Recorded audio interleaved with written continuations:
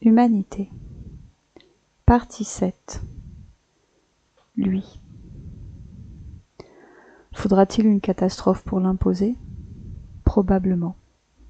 Comme vous le dites, les civilisations ont évolué pratiquement toujours à la suite de catastrophes. Est-ce que l'échec est une option possible? Oui. Dans ce cas-là, ce sera un échec pour un temps. Il y a beaucoup de gens qui réalisent que le changement est nécessaire. Il y a aussi tous ces remous politiques, ces menaces climatiques, ces risques de guerre. Je pense quand même qu'il faudra un grand choc pour que l'humanité fasse un petit pas en avant à nouveau. Elle. Il semble en effet que l'humanité ait besoin d'être poussée dans ses retranchements pour évoluer. Tant qu'elle peut encore temporiser, détourner le regard ou profiter du système en place, elle le fera. Un grand choc, qu'il soit écologique, économique, social ou autre, agirait alors comme un catalyseur. Mais une question essentielle demeure. Comment éviter que ce choc ne se traduise uniquement par de la souffrance et du chaos, sans aboutir à une vraie transformation? L'histoire montre que les effondrements passés ont souvent conduit à une reconstruction sur les mêmes bases, avec juste quelques ajustements superficiels. Comment éviter cela?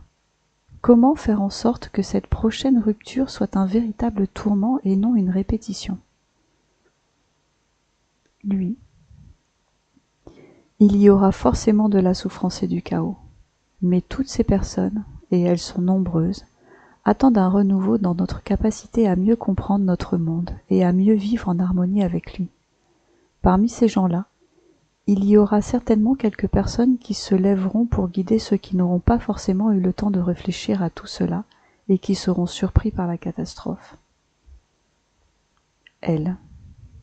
Oui, il y aura toujours des individus capables de porter une vision nouvelle et de guider ceux qui seront pris de court. Mais la question est de savoir si ces guides seront entendus.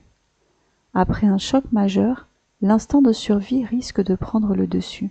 Et l'histoire montre que, dans ces moments-là, ce sont souvent les voies les plus brutales qui s'imposent. Alors comment s'assurer que ceux qui portent une vision plus éclairée auront une chance de prendre la place qui leur revient? Devraient-ils se préparer dès maintenant, créer des bases de réflexion, des structures, des communautés qui survivraient à l'effondrement et serviraient de point d'appui pour un renouveau?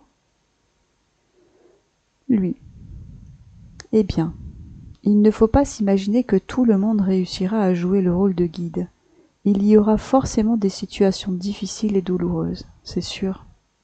Mais la situation de chaos, je pense, engendrera une séparation. Je pense qu'il y aura deux formes d'humanité. Une qui aura réagi violemment et agressivement, et l'autre qui aura recherché des solutions de paix et d'harmonie. Elle. Oui, le monde de Mad Max illustre bien cette idée. Un effondrement global où certains sombrent dans la loi du plus fort, tandis que d'autres tentent de préserver des valeurs humaines essentielles. Mais ce qui est frappant, c'est que, dans ces récits post-apocalyptiques, ce sont presque toujours les violents qui dominent, et les communautés pacifiques qui peinent à survivre.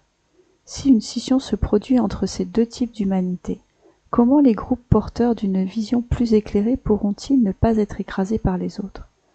Ne risquent-ils pas d'être trop faibles face à la brutalité et à la soif de pouvoir des autres factions?